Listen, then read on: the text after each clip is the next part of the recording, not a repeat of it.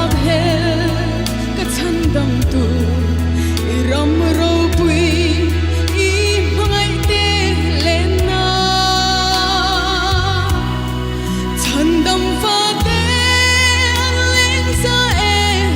sa tuan him na eng noa ma chua min dang ri thi na jordanin chu hun kheng turin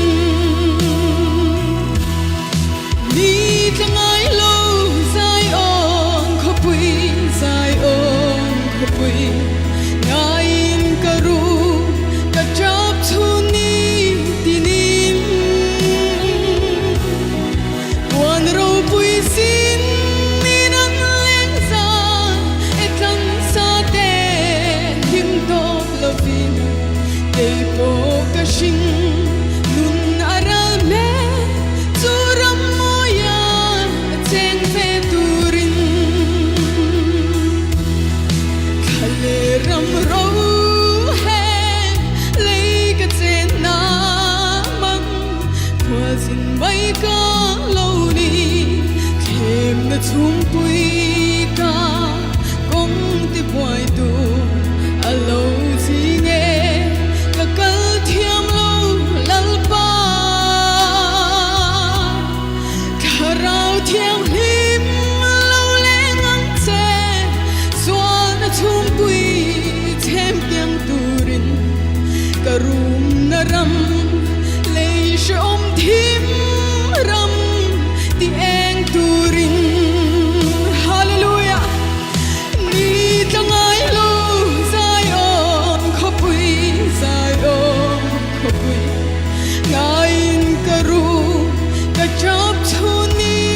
tinin wan ro pui sin minan leng sa etlan sa te him to lovin kei po ka shin nun aral me churam moya chen ve turin olum na le mal som na ni ro pui tu na hian lo eng la ikong ral mo nga min shwayang che chandam fa te kan zalen na turin eng ti ka her chok ve ang mo ti hian ni tin ka thir bang lo ilen na ram zai on khopui ka khen hun tur chu amen hallelujah ni tangai lo zai on khopui ngain karu ka chap chuni tinin wan ro pui sin minan leng sa etlang sa te him to lovin kei po ka shin nun aral me churam moya cheng ve turin o